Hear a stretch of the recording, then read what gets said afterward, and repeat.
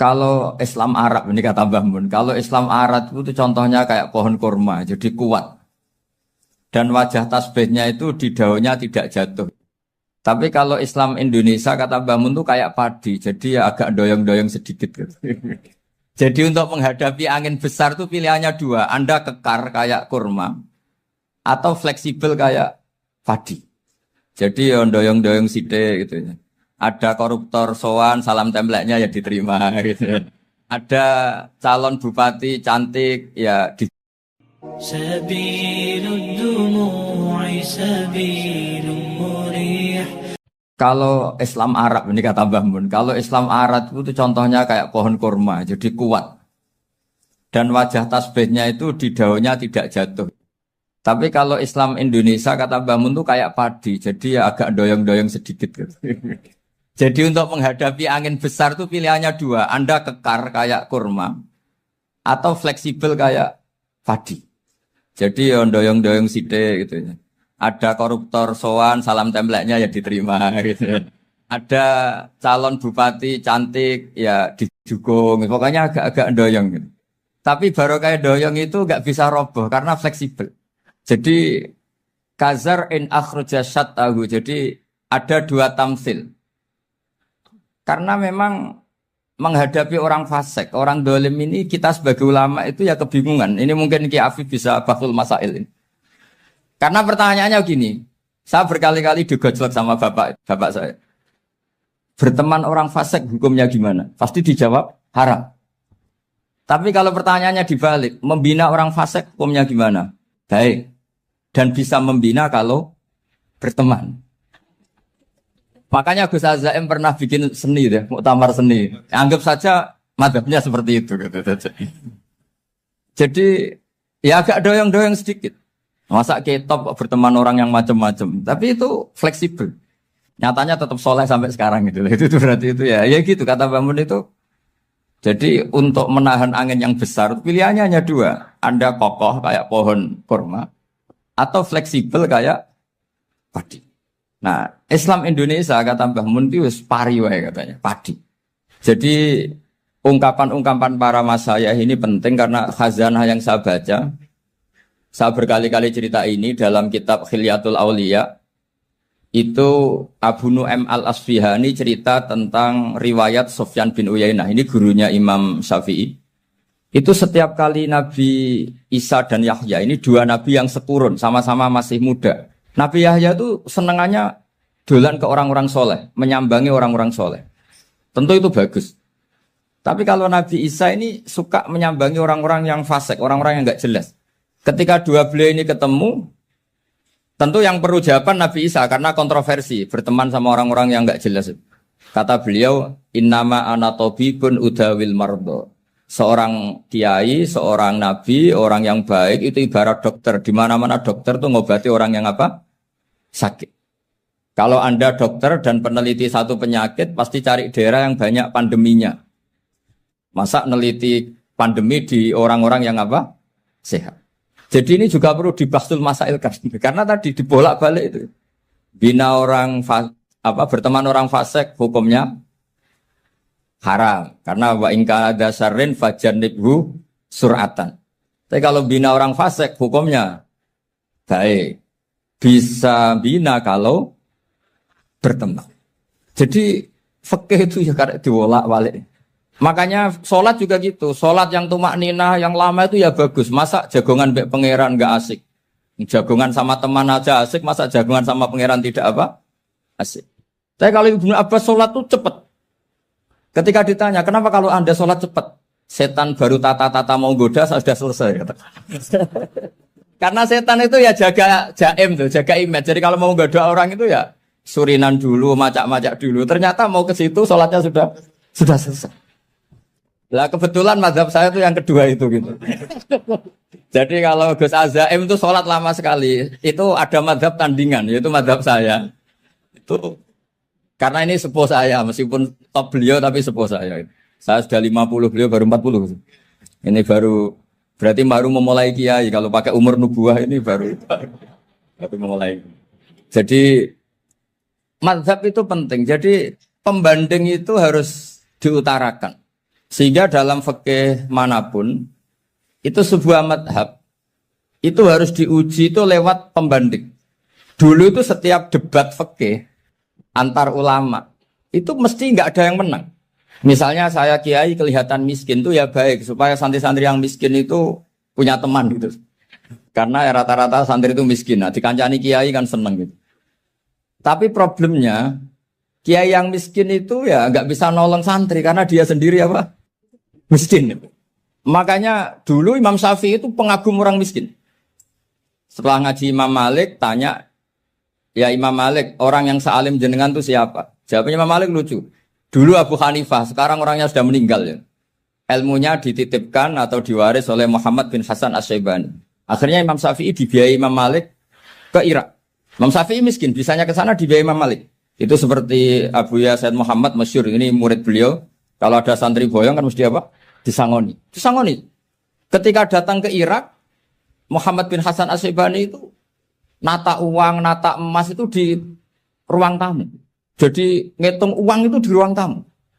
Miliatan. Ini kaget. Ini kiai kok kedonyan kata Imam Syafi'i itu.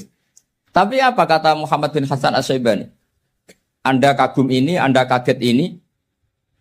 Kalau kamu menyoal orang soleh kaya, ini tak kasihkan orang-orang fasik. Biar dipakai judi, dipakai selingkuh, dipakai maksiat. Jangan-jangan. Harta ini harus tetap di orang soleh. Kalau ke orang fasik, bahaya. Berarti kiai boleh kaya. Boleh-boleh. Semenjak itu ada gerakan kiai kudu sugih. Ya ada yang kesampaian, ada yang enggak gitu saja. Tapi karena kalau pakai logika fikih, harta itu fitnah. Oke, seakan-akan harta itu masalah. Tapi kalau ini dikuasai orang dolim, maka masalah besar. Jika orang-orang soleh ini harus juga menguasai harta. Nah, terus lama-lama dikiaskan kekuasaan. Kalau yang kuasain orang fasik, orang tidak sholat, ribet. Akhirnya kiai terus dukung. Ya akhirnya ikut politik tadi. Nak menawa bupatinya kena diatur gitu. Diatur kon sholat, orang ngasih proposal, maksudnya diatur keng sholat maksud.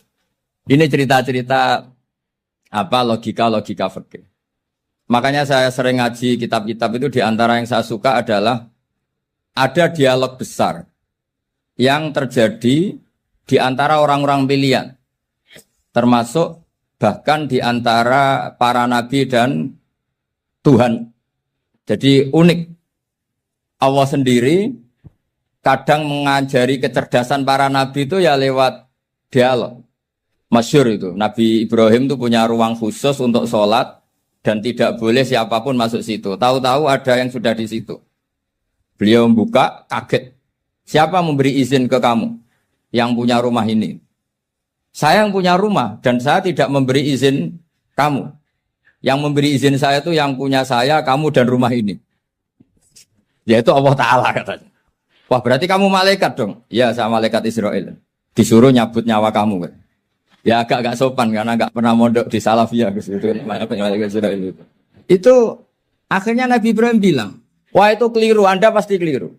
Hal ra'aita habiban yumitu habibah, hal ra'aita khalilan yumitu khalilah. Saya ini Khalilur Rahman, saya ini kekasih Allah. Masa ada kekasih bunuh yang dikasih? Itu Israel akhirnya ngaji, masuk akal juga. Ternyata perintah ini mungkin hoax ya. Pokoknya dia terus mikir akhirnya. Iya ya, masa ini kekasih Allah kemudian oleh Allah dibunuh, dimatikan. Terbanglah Israel, matur lagi ya Allah, kata Ibrahim, hal ra'aita khalilan yumitu khalilah. Masa kekasih bunuh yang dia apa? Kasih. Kayaknya masuk akal Gusti. Mulai ngaji lah kira-kira gitu malaikat itu. Akhirnya oleh Allah dijawab, ya sudah begini, kamu datang ke Ibrahim bilang, hal ra'aita habiban yakrahu ayyalqa habibah. Masa kekasih tidak siap ketemu yang dikasih. Nah, jadi akhirnya Nabi Ibrahim, Israel datang lagi. Logikanya sekarang enggak gitu, begini katanya diajarin. Hal ra'aita habiban yakrahu ayyalqa habibah. Masa kekasih tidak siap ketemu yang dikasih. Kata Ibrahim, oke, ya, terus mau meninggal. Jadi kalau jenengan cinta betul sama Allah ya harus, ya tidak usah, jangan sekarang tapi. Kalau mati di rumah aja, kalau di pondok ngerepotnya kiainya nanti. Tapi nanti setelah punya cucu banyak lah. Nah, barokahnya baca ini dialog-dialog orang pilihan ini akan tersibak. Karena tidak dalam semua kebaikan itu nggak ada logikanya, rata-rata ada logikanya. Misalnya begini, kalau Anda orang soleh, kemudian anak Anda pamit mau sekolah di Jerman, pilihan Anda mengizinkan apa enggak? Karena potensi jadi fasik ya tinggi, karena di tempat-tempat mas. Potensi berdakwah dari daerah yang untuk daerah yang tidak ada dai-nya menjadi ada. Itu mesti ulama itu berdebat. Misalnya punya anak pamit mau kembali atau keluarga. Yang satu cara berpikir optimis. Awal ada dai di beberapa negara Eropa itu ya barokahnya imigran, pekerja, mahasiswa. Dan semua itu bumi Allah, harus ada tasbih, harus ada tahmid. Dan itu harus dimulai dari kemauan atau mengizinkan anak asuh kita ke sana. Tapi di sisi yang lain potensi jadi fasik itu tinggi sekali. Mana iman pas-pasan. Nah hal-hal seperti ini itu pasti jadi perdebatan. Dan kita harus menjawab. Dan tadi kayaknya di semua Basul Masail, Pondok Salafiyah jawabnya pede semua. Nggak ada ragu, nggak ada khilaf.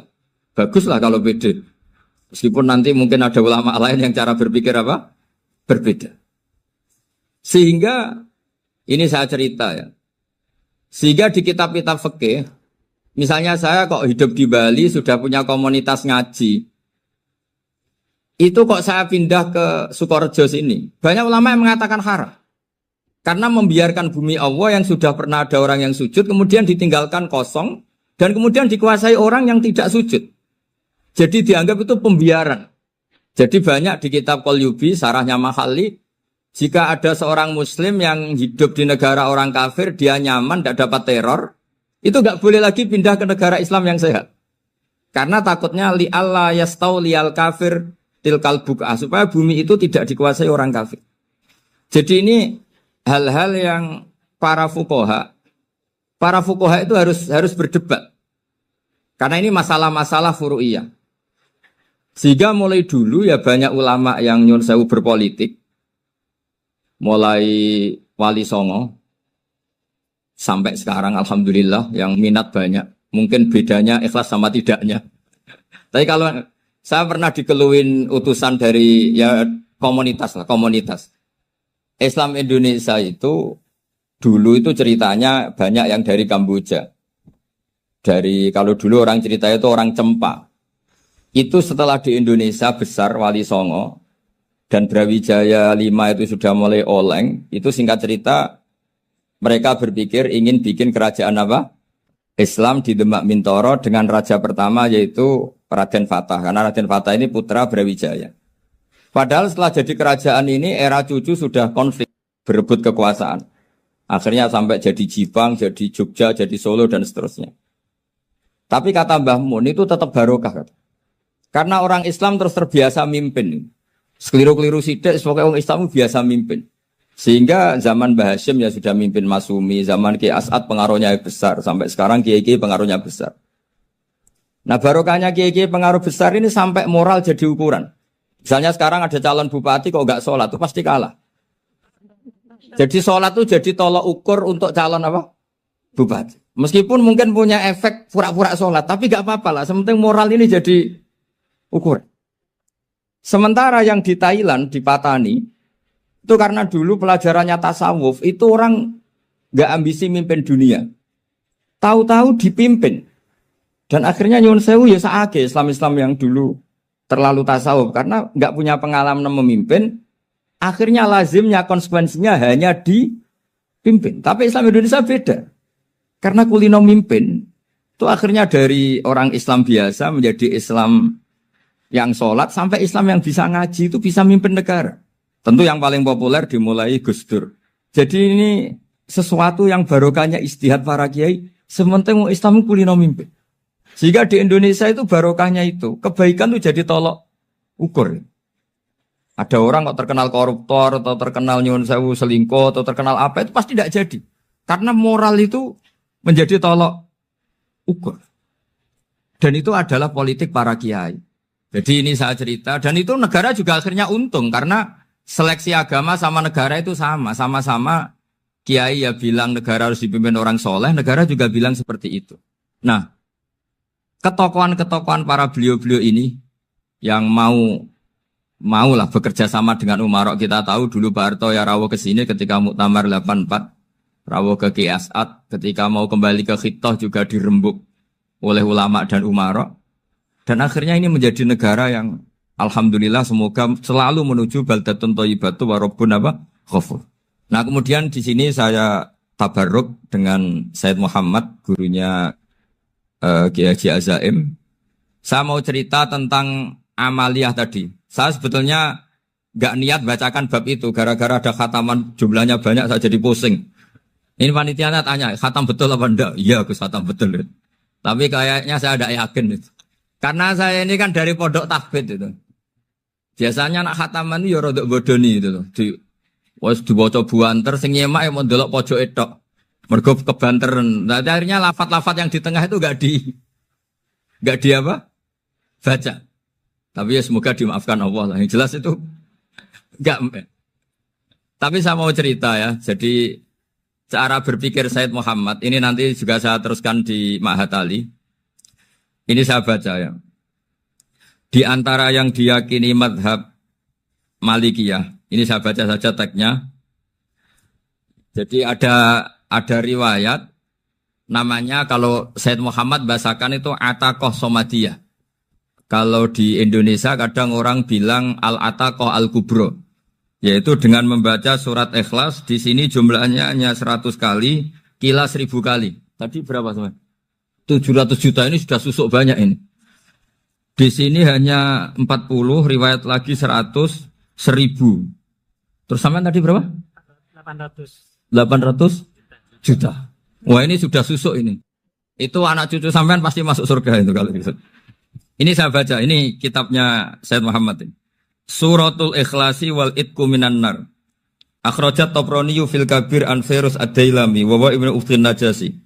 Waqat khadaman Nabiyya sallallahu alaihi wasallam. Orang ini jadi khadimnya Nabi. Qala Rasulullah sallallahu alaihi wasallam, "Man qara'a qul huwallahu ahad mi'ata marratin fis shalat aw ghairiha, kataballahu lahu bara'atan minan nar." Ini hanya berapa ini?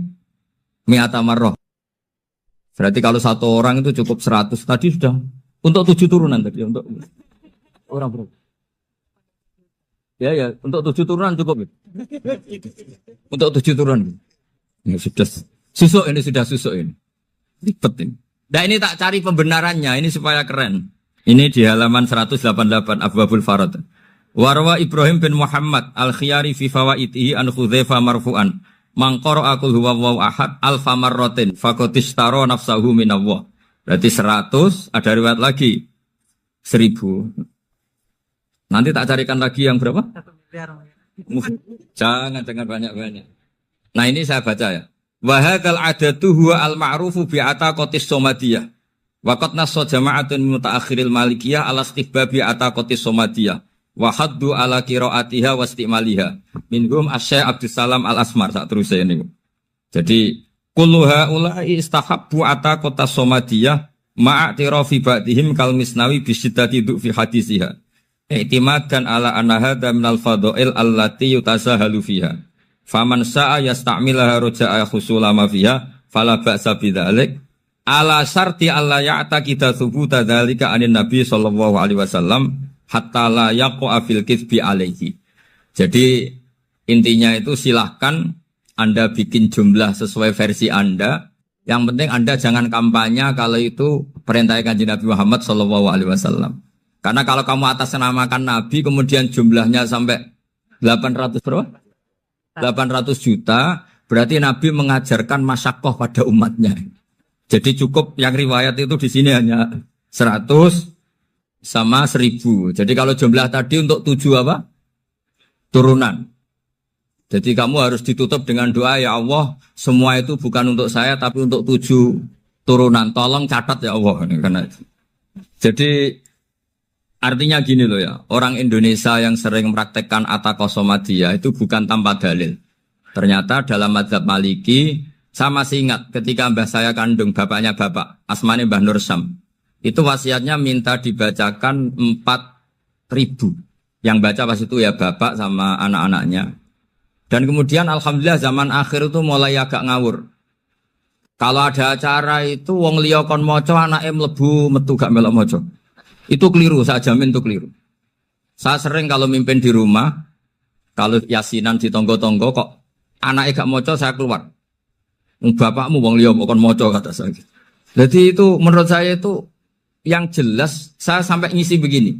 Yang ada riwayatnya itu idza mata ibnu adam min qata amaluhu illa min salasin sadaqatin jariyah au ilmin yuntafa'u bi aw waladin sholihin yatullah. Itu tidak ada di hadis au kiyayin sholihin yatullah. Yang ada itu awaladin apa? Sholihin. Jadi anaknya harus ikut. Kalau tidak ada usah kata. Akhirnya anaknya udah tinggi Gus nggih. Wah, akhirnya tak kei jagung paling akeh kula mendet sithik. Wong aku anake. Kadang-kadang enggak orang lain baca buahnya anaknya mau mlebu metu mau enggak manggakno tamu mbek rokokan. Itu harus ditobatkan itu. Keliru itu. Karena nasnya bukan awkiyayin sholihin tapi awaladin sholihin. Ini bukan provokator, ini memang ya harus seperti itu. سبيل الدموع سبيل مريح